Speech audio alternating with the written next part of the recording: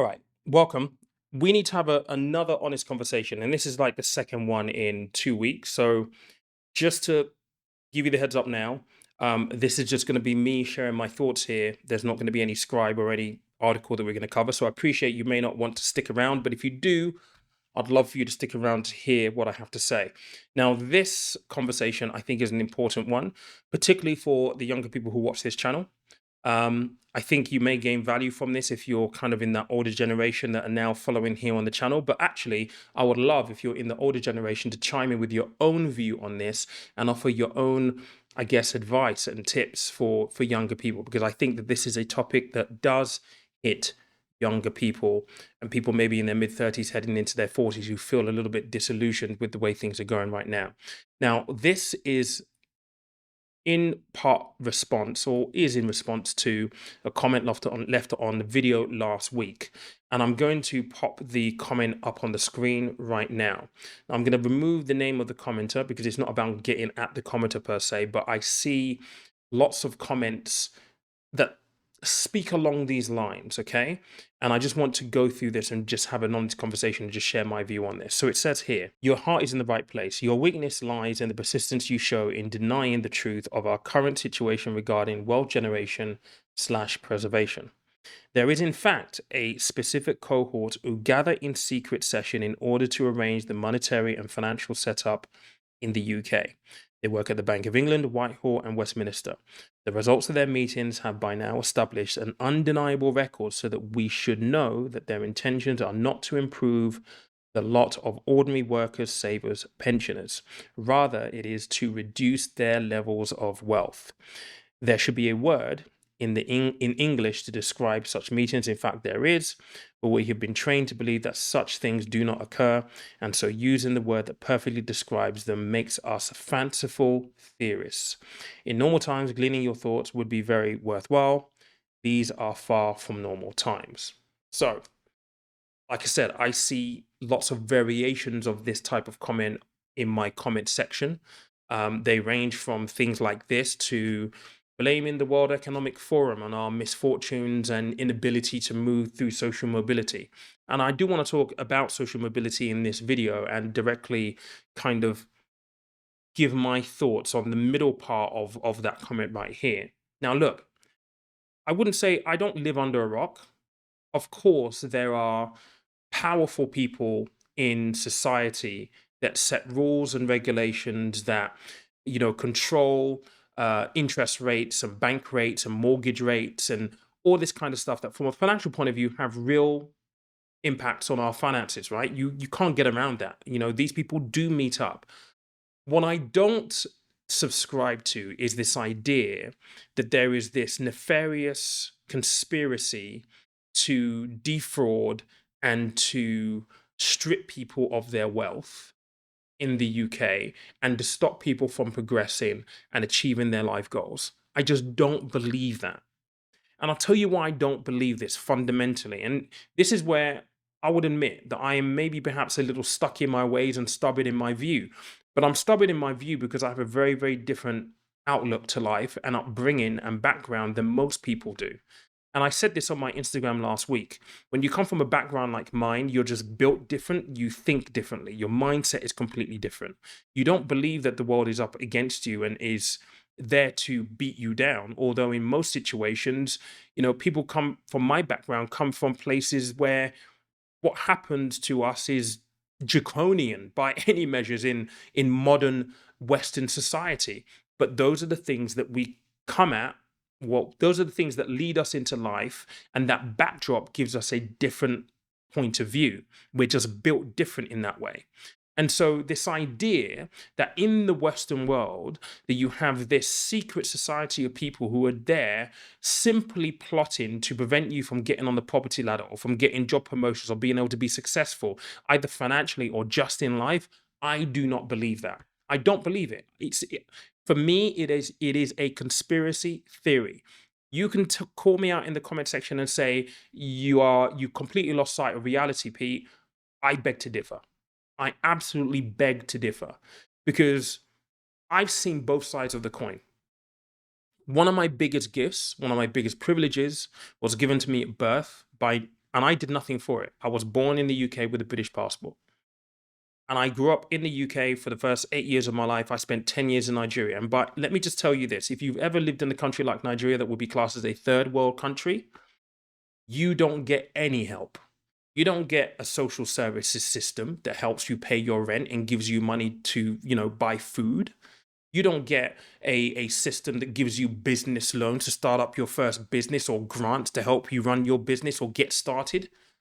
You don't get any help. If you can't go and make things happen yourself, you're fucked. And that's just me putting it bluntly. Sorry for the French, but I cannot put it more bluntly than that. And so I come from that backdrop where I've seen both sides of the coin.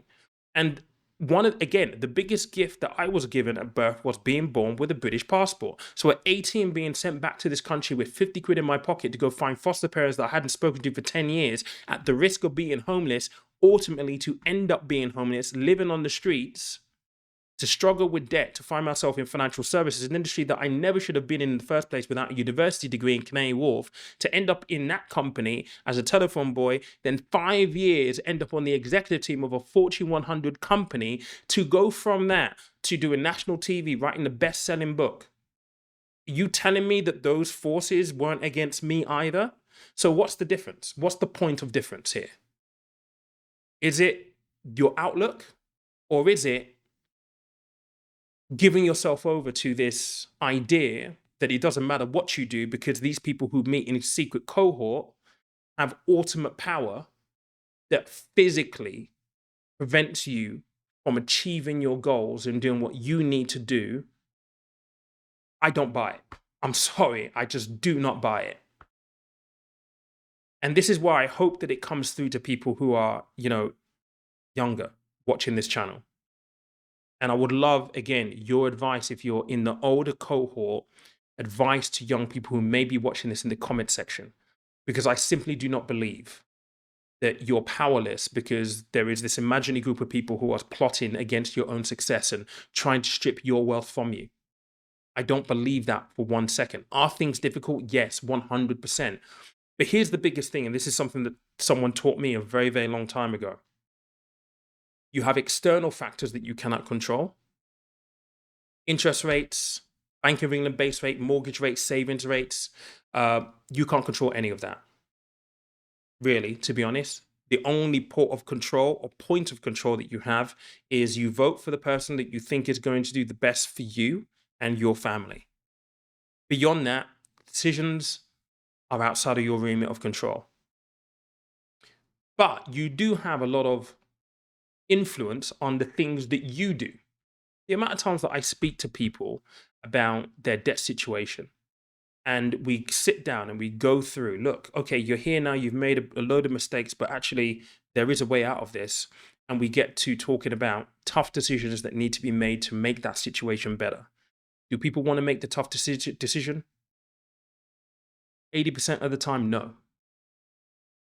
Why? Because it's just simpler to carry on, complain, moan, and basically have a pity party that things are against you, when there are things that you could do, yes, tough things, tough decisions to take that would make that situation better, not instantaneously, but 12, 24, 36, 48 months from now.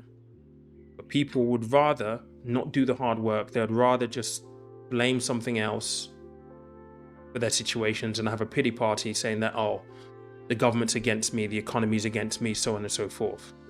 I do not buy into this idea of relinquishing your own responsibility and your own sense of power in this kind of conversation, whether we're talking about this comment directly or World Economic Forum or anything else you want to throw about as being the reason why you can't make it on the property ladder, or you can't start investing, or you can't get out of debt, or you can't do the X, Y, or Z.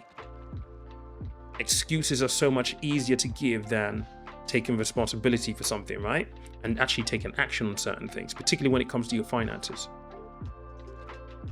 And so look, here are my thoughts, right? And this is a saying. If you follow me on Instagram, I've used quite a lot over the years, and this is from my friend Barbie. And this saying is so, so true. And it's one that I live by. Life is full of radiators and drain pipes. And there's no big prize for you guessing which one you want around you. So you've got two groups of friends. You have radiators. Those are the people that you can discuss ideas with, who are forward thinking, who want to achieve, who want to take ownership and take charge of their own outcomes. Those are the kind of people that you want around you. They're warm, they encourage you, you get energy off them, positive energy off them. You want to be better when you're around them. You talk about ideas and not gossip, right? You just feel energized around those types of people. Drain pipes, on the other hand, are the people who will give any excuse, complain about anything and everything, just to make them feel better about their own situation that they're not happy with. Oftentimes they won't take responsibility, they won't want to do anything hard. They're drain pipes. And when you're around those kind of people, it's a pity party. It's just negativity. It's bitching and moaning constantly, all of the time. We've all got friends like that. Well, I used to, I don't anymore, because I don't allow those people around me. I think you've got to pick your circle really, really carefully. You know, your net worth is your network is another phrase that comes to mind, which in business is very, very true. If you surround yourself with people who are better, who are doing the things that you want to be able to do or achieve, it is more than likely that you're going to be able to achieve those things because you put yourself around the right people. I had to leave a group of my friends in my mid-20s because being around them boys was not good for me. Tough decision at the time, but you put yourself around better people, you think differently, and you have better conversations, you do better things. I do not just buy into this idea of relinquishing any of your own power or sense of responsibility because of conspiracy theory and because there might be some men in suits in Whitehall or the Bank of England conspiring to take your money from you. Let's not get into the conversation about consumerism, okay? Because social media, yes, is a great tool to learn and to educate yourself, but how many things do you buy every single day just because you've seen something online? Scrolling. Not even thinking about it. Meanwhile, the dream might be to buy a home, but you're easily tempted to just spend money on buy now, pay later. Things that make no difference, that aren't going to add any value to your future wealth or anything like that, because it's convenient, it's easy, and it doesn't take any thinking. That's precisely what they want you to do. And the things that I talked about in the video from last week, where we talked about buy now, pay later. It is by design, but you at least have a choice whether you engage with it or not. Anyway, let me know what you think in the comment section down below, because I would love to know. And again, if you do watch this video, you've made it this far, thank you so much. If you're of the older generation, you agree with some of this, or even if you don't agree, please put it down in the comment section. I think this is a conversation that is worthwhile having in a wider context. I don't believe in just pity parties and blaming everything else for the things that you want to have or wish you could have that you don't.